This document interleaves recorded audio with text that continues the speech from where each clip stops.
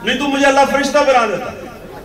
लेकिन ये जरूरी बात है समझने कि कहीं ना कहीं इंसान को वो अल्लाह कुरान में कहता है कि मैं जब चाहूं किसी को भी सीधे रास्ते पर लगा सकता हूं।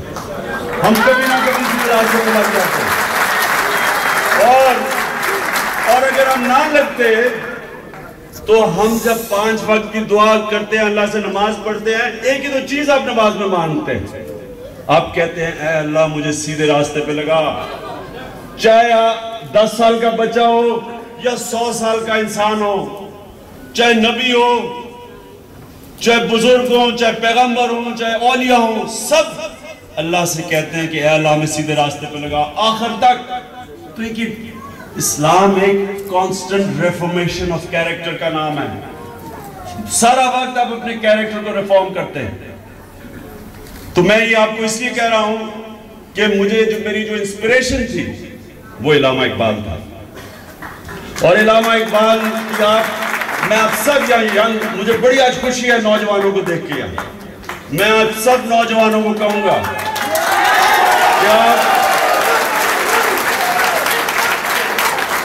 कि आप इलामा इकबाल को जरूर पढ़ेंगे। और जो आज मैं आपको कहना चाहता हूं वो ये कि जब 11 साल पहले तहरीक इंसाफ का हमने आगाज किया था, तो क्या मैंने सोचा पार्टी बनाने से, मैं अब आपको बताता हूं क्या वजह थी। ये पाकिस्तान 1960s के अंदर, आपको शायद इस चीज का इल्म हो या ना हो, सारी तीसरी दुनिया में सबसे तेजी से पाकिस्तान तरक्की कर रहा था।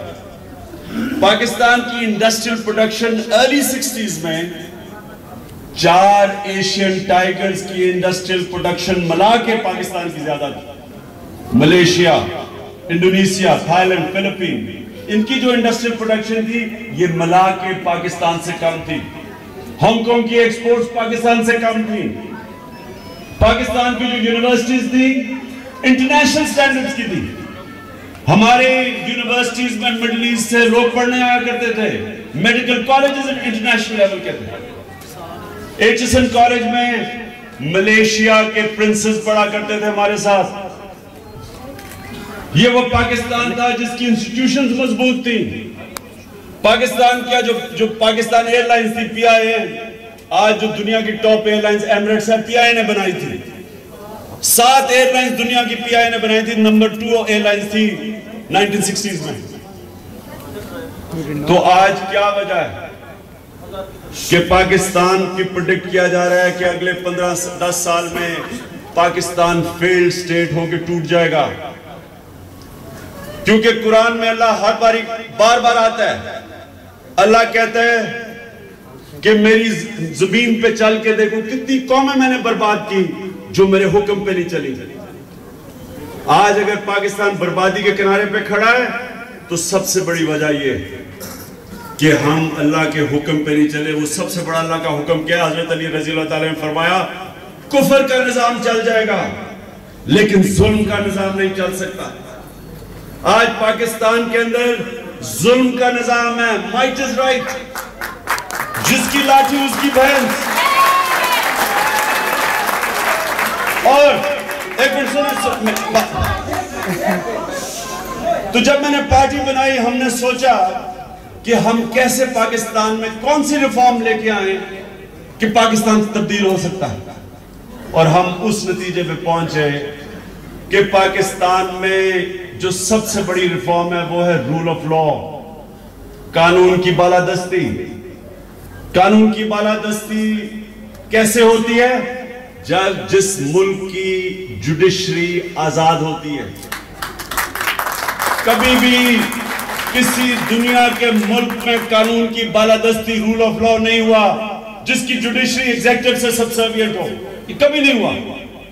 आप कोई दुनिया का सिविलाइजेशन देखें, जब वो राइज किया एक चीज कॉमन थी, रूल ऑफ लॉ। अगर रोमन दुनिया के एम्पायर बन गया तो रोमन लॉ सुपीरियर था बाकी लॉ से।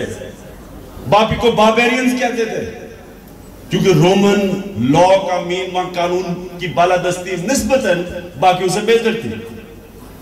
जब मुसलमान दुनिया की सुपर पावर बने तो जो मदीना की रियासत थी उधर कानून की बालादस्ती ऐसी कायम हुई, अदल और इंसाफ ऐसा हुआ कि दुनिया की तारीख में अनप्रेसिडेंटेड था। 2 खलीफा वक्त कटारे में जाके खड़े हुए, हजरत उमर और हजरत अली रजी अल्लाह ताला, दोनों जज के सामने जाके खड़े हुए। हजरत अली रजी अल्लाह ताला ने केस हारा एक यहूदी शहरी से, क्योंकि जो जज था उन्होंने उनके बेटों की गवाही कबूल नहीं की। सिटिंग खलीफा, जो ये रूल ऑफ लॉ था, इससे मुसलमान आजाद हो गए। रूल ऑफ लॉ इंसान को राइट्स देता है, लेवल प्लेइंग फील्ड क्रिएट करता है, मेरिटोक्रेसी क्रिएट करता है। जो असल टैलेंट है वो ऊपर आता है मुल्क का, वो फिर मुल्क को चलाता है। जब रूल ऑफ लॉ नहीं होता तो वो होता है जो आज पाकिस्तान में छोटा सा तबका है, सब कुछ छोटे से तबके के लिए, तालीम इंग्लिश मीडियम एलीट के लिए, अस्पताल छोटे से एलीट के लिए, साफ पीने का पानी छोटे से लोगों के लिए। 5 लाख पाकिस्तानी बच्चा मरता है गंदा पानी पी के हर साल। 5 लाख पाकिस्तानी बच्चा। हाउसिंग एस्टेट्स पैसे वाले लोगों के लिए। टैक्सेशन सिस्टम 90% पाकिस्तान का टैक्स इनडायरेक्ट टैक्स है, यानी कि अवाम से पैसा इकट्ठा करके अमीर याशी करता है। पैसे वाले लोग पाकिस्तान में टैक्स नहीं देते, टैक्स गरीब आदमी देता है, इनडायरेक्ट टैक्स। जैसे महंगाई होती है, महंगाई में बेचारे और लोग गुर्बत की लकीर से नीचे चले जाते हैं।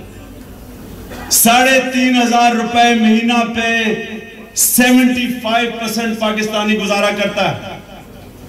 3 साल पहले 3,500 रुपया क्या खरीदता था और आज क्या खरीदता है? डबल डिजिट इन्फ्लेशन हुई है 3 साल में। सोचे लोगों को क्या बन रहा है आज?